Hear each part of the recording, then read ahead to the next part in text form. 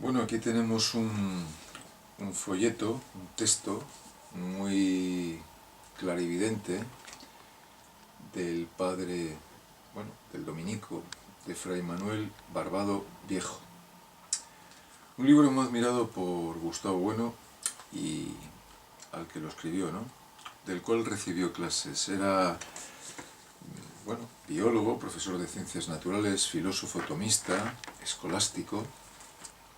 Es de 1943, es de los primeros que hizo un taller de psicología experimental en España, ha publicado varias obras, entre ellas La psicología experimental, un texto muy interesante en su vertiente crítica de las psicologías de la época, que por cierto, a fecha actual tampoco han aumentado significativamente, puesto que cuando se produjo la revolución en la actualidad de la psicología, si vemos el presente, excepto la teoría sistémica basada en la teoría general de sistemas de Bertalanffy, bueno, pues ahora más bien habría una mezcla de varias escuelas, cognitivo-conductual, conductista, por un lado, psicoanalista o psicodinámicas. Lo que vamos a tratar en este texto tan preparado, tan elaborado y tan realmente pues documentado en tan breves páginas, ¿cuándo se une el alma al cuerpo? Ese es el título. Respuesta al padre Barbado Viejo. Claro, evidentemente ya no me puede oír, pero bueno, me pueden oír los que estamos en el tema, ¿no? En el asunto. Es de 1943. En principio, después de esta breve introducción, pues Barbado Viejo decir que su sólida formación en ciencias naturales, en biología, en química, en la época, pues ya le hacían destacar sobre el resto, ¿no? Una figura cimera, señorial. Ahora bien, ¿cuándo se une el alma al cuerpo? Cuando no hemos estudiado filosofía y cuando hemos quedado en metafísicas, católicas, escolásticas, observamos ya claramente una petitio principii, a la cual tanto nos han enseñado los propios escolásticos a ser cautos. Cuando se une el alma al cuerpo, quiere decir que existe el alma. Y claro, eso está por decir, eso está por demostrar, y hay mucho que decir, sobre todo para triturar totalmente la idea de psique, la idea de alma. En 1949, Gilbert Ryle, que tanto iba a influir en el conductismo, y aquí hay un capítulo dedicado al conductismo, del cual va a beber bastante pues Skinner. Evidentemente, cuando leemos sobre el conductismo, veremos que ha bebido de este libro, ¿no? El concepto de lo mental.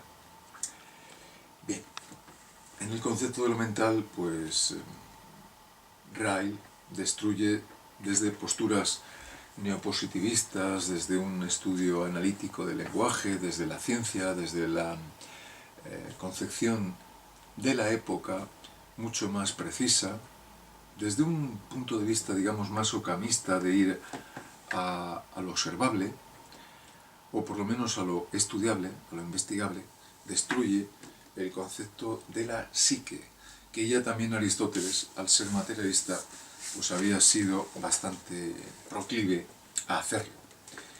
Aunque en la obra suya de Ánima es, digamos, bastante confuso la lectura, ya que se originaron multitud de lecturas a partir del propio Aristóteles.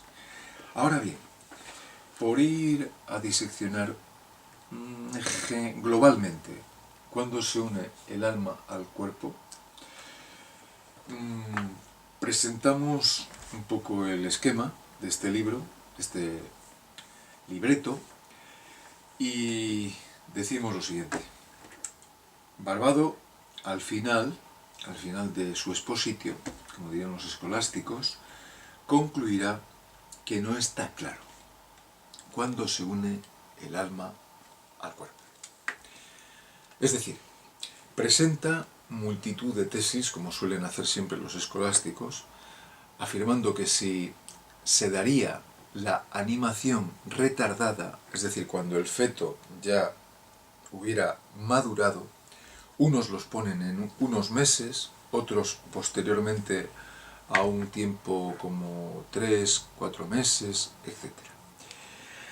Sabemos que los hebreos admitían que el homo, el feto, era ya un individuo, un sujeto individual, formal, a partir de los 3 meses, tal vez por su configuración ya formal y limórfica de total similitud con el hombre, es decir, con la formación humana, ¿no? Con la anatomía humana, porque anteriormente no presentaba la forma de hombre. Hay, y sorprende, pues ver bastantes articulistas que cita Barbado, y uno de ellos sería el propio descubridor del microscopio, y aquí habla de cómo al descubrir los espermatozoos, los llama aquí, creyó haber encontrado unos animalillos tras las observaciones con el microscopio. Interesante también es, vamos a leer su expresión, dice: causa maravilla ver la seriedad con que otros micrógrafos daban por realidades objetivas los productos de sus alucinaciones y aseguraban haber visto homúnculos, es decir, hombrecitos en los espermatozoides. Jacobaeus decía que había observado una ranita microscópica en el óvulo de rana no fecundado. Dagosti afirmaba, muy en serio, que observando al microscopio semen de animales había visto gallitos, caballitos y burritos con grandes orejas. Curiosamente, aquí Barbado no puede ser más crítico, más irónico, al hablar de alucinaciones, tal vez por la configuración de la Gestalt, en lo cual estudiaron mucho Feyerabend, Popper, de cómo es muchas veces el objeto que queremos ver, que es generado por el propio sujeto que pone su propia, digamos, ideología o su propia percepción, muy subjetiva. Bueno, pues la teoría de los homúnculos es aquí analizada, y antes había dicho que el autor, Barbado, va a concluir que no está clara. Es decir, cuando se une el alma al cuerpo, él va a decir, tras un análisis exhaustivo, sintético al mismo tiempo, muy elaborado, que no está claro. Entonces, no es partidario del todo de la postura de la animación retardada, puesto que otros autores, como Christian Wolff, este libro que ya hace años comenté en Gijón con Íñigo Ongay de Felipe, y me puso en el asunto, ya desde allí valoré su gran potencia, además de con otros autores, pues no está clara, pero aquí observo con cierta perplejidad, al leer lecturas sucesivas, que Christian Wolff, el que separará la metafísica en psicológica, cosmológica y teológica, cosmología, teología y psicología, nos dice aquí en una cita muy interesante que recoge Fray Manuel Barbado, que posiblemente, que el alma es anterior, procede a la creación del mundo. Es decir, está ya preformada, es la teoría del preformismo. Sabemos que Descartes era homunculista, también hay dos versiones, la ovulista, que está en los óvulos, el homúnculo, y la espermatista, que está en los espermatozoides, el hombrecito. Christian Wolff, volviendo a él, dice: Animae praexisten a prima creatione, anima in statu praexistentiae perceptiones non nisi obscuras habet. Resumiendo, las almas preexisten a prima creatione, desde el momento de la creación, desde la primera creación. Christian Wolff, entonces, es proclive, afirma, que las almas no se crean en el momento, como podría haber dicho, bueno, Agustín de Hipona cambió varias veces su concepción de cuando se formaba el alma. Wolf, entonces, aquí, en esta cita literal, afirma que están formadas desde antes de la creación, en la creación, lo cual supone, claro, todo un desbarajuste comparado luego con la vida empírica, en la cual pues vemos que multitud de fetos pues tienen el desarrollo que tienen, ¿no? Esto es muy, muy interesante en la historia de la filosofía. Ahora bien, si yo comento este libro, no es tanto solo para hacer un pequeño esbozo de cuándo se une el alma al cuerpo de esta obra, sino que creo que aquí lo que se está operando es un error mayúsculo, fruto de la propia concepción teológica que sustenta y que se tiene a la que tiene que seguir Barbado. Y es la siguiente, a saber, que como tiene que explicar que existe el espíritu, el alma, la psique, se ve, bueno, aunque al final manifiesta una postura escéptica, se ve abocado a tener que dejarlo, bueno, pues un poco inútil, pero también admite, fruto de esa propia concepción espiritual psicológica, el alma.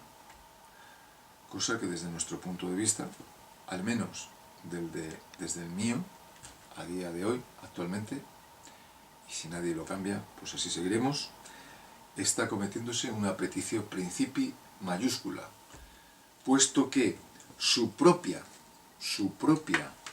condición teológica, digamos, religiosa, digamos, mitológica, le está impidiendo hablar de cuándo el cuerpo, como un todo, se está desarrollando para que operatoriamente, desde el punto de vista de los procesos materiales, intervenga, conozca un poco dónde estamos, haga un mapa mundi, y entonces aquí habría que rechazar totalmente esta pregunta porque es un error. Un error categorial, dirá Gilbert Ryle, no me voy a detener en eso, cuando denuncia el mito de Descartes de el fantasma en la máquina, Ghost in the Machine. Y lo que se está operando aquí es claramente un mistake, un error mayúsculo, que hay que denunciar como materialismo, desde el materialismo, sobre todo desde el materialismo filosófico, ya que el alma es una pseudo-construcción que no tiene ninguna posibilidad de ser estudiado. Como decía Watson, nunca se ha visto un alma, un poco como Yuri Gagarin cuando subió al cosmos y dijo que no veía a Dios, evidentemente, no podía verlo. Y el problema, de nuevo, es que merced a su concepción teológico o pseudo-teológico o construcción mitológica, necesita, y claro, y nos mete ahí el que todavía no se sabe, ¿no? Todavía no se sabe. Necesita, digo, pues meter el alma, porque si no hay alma, no hay posibilidad de conocer, por lo menos de un modo analógico, la paraidea desde nuestro punto de vista de Dios. Por lo tanto, por resumir, ocurre un tanto como cuando la gente, el estudioso en la Edad Media, o muchos actualmente, hablan de si Dios nos hace o no nos hace libre. El problema de Báñez, de Molina, el problema del determinismo, de si Dios nos deja ser libres, no nos deja ser libres, de si Dios tiene que ver algo con el mal. Lo que hay que hacer aquí es barrenar totalmente la idea, en el caso anterior, del alma, y en el caso que cito ahora, de Dios, la paraidea de Dios. Porque no tiene nada que ver la existencia del mal con que haya Dios. Y no tiene nada que ver la existencia de la libertad porque no tiene nada que ver. Es decir, porque se complica mucho más por estas peticiones de principio, alma, Dios, los problemas que tratamos de solucionar.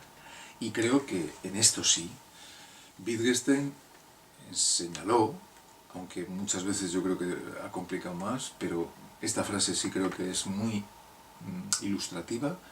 La filosofía es la que nos ayuda a hacer una terapéutica del lenguaje que tantos problemas genera. De hecho, el siglo XX fue una de las mayores protagonistas, la filosofía analítica, y en eso sí concedemos esa frase de la terapéutica del lenguaje y también la terapéutica del materialismo filosófico nos puede ser muy útil, porque cuando hay un terremoto no hay que rezar o poner el grito en el cielo a los dioses, sino hay que saber pues mucho de sismógrafos, hay que saber mucho de tecnología, de ciencia, para prevenir. Nada de culpa tiene Dios, porque nada de culpa tiene nada. Es decir, que Dios no existe ni como idea posible, ni como existencia, lo mismo que el alma. Y finalmente, alma, psique, son construcciones hipostáticas, esencialistas, digamos casi para entender algo que se nos escapa, pero que una vez que estudiamos a Ryle o al conductismo, que hacemos un análisis mucho más interesante de la conducta, observamos que no hay que multiplicar los entes, como dijo Ockham, sin necesidad. Y entonces, aunque los problemas son graves, la conducta humana es muy difícil de estudiar, pero no hay que complicarla más. Es decir, se barrena el tema del alma, con lo cual no se barrena del todo la psicología, pero sí se tiene muchas precauciones, porque uno de los intentos del conductismo fue, no lo ha conseguido, destruir la psicología como ciencia al proponer que lo único que es sujeto-objeto, el campo de estudio de lo que se llamaría psique, es la conducta, con todas sus dificultades. Ahora bien, se necesitan análisis muy precisos y el alma, lejos de ayudarnos, nos mete en mayores problemas. Y hasta aquí muy fácil, muy sencillamente, entonces a la pregunta ¿cuándo se une el alma al cuerpo? Pues decir que ni lo sabía Manuel Barbado, ni lo sé yo. Cuando se formulan malas preguntas no podemos tener buenas respuestas ni soluciones. Y hasta aquí, bueno, podríamos decir que concluimos, ¿no?